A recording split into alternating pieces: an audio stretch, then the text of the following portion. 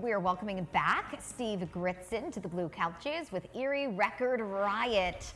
This is happening tomorrow. You were with us here in March when you last brought your show to town, and it was a good success. We're glad to welcome you back. We had a great time. We're psyched to be back. People here were wonderful. Oh, that's great. For those who didn't get a chance to go or who may not know what Record Riot is, kind of explain the concept.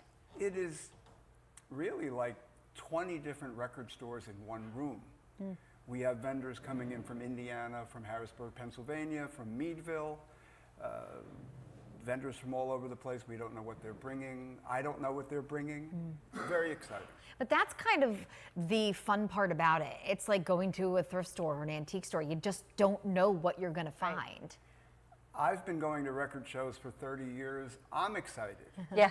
You just don't know what people will have, and it's a fun experience. Now, are the records used or some new? Is it a mixture of both? It's a mixture of both. You can get an old Beatles album, you can get Elvis Presley, you can get Blondie, you can get Taylor Swift.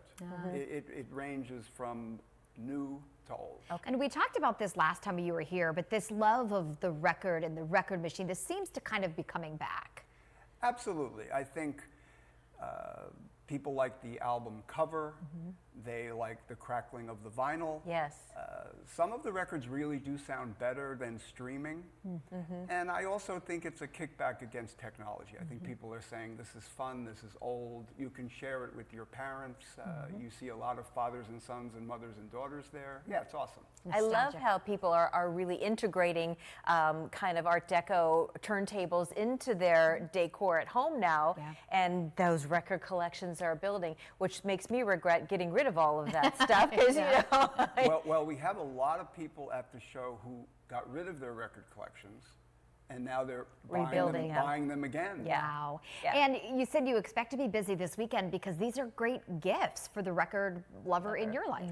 They really are. You can find special things to give your special someone. And whether it's a new record or an old record, it works really well. It's a great gift.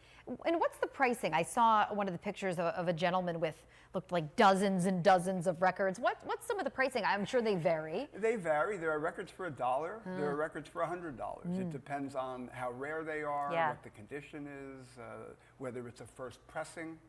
Remember, this is a bit like books. There are original Beatles records from 1965, and they are worth more than the reissue that came out in 1985. If you were shipped to a desert island and could only take one album, what would you take? I love that question. I think that the best rock album of all time is Who's Next by The Who.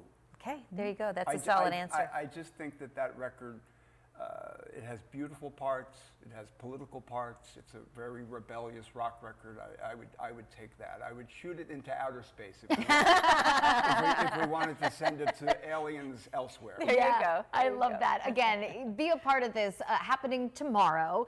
10 until 5 at the Quality Inn and Suites that's just off Perry Highway, a little bit towards East Erie. But you can find more on Facebook, the Erie Record Riot. One day, and then you're gone. One day only. Right across from the casino there, really easy to find. Right. Steve, thanks for joining us again. It's great to see you. And thank you, guys. Yeah, have a great time tomorrow. When we come back, you've got your top 4 at 4 headline stories for this half hour, including a send-off for 3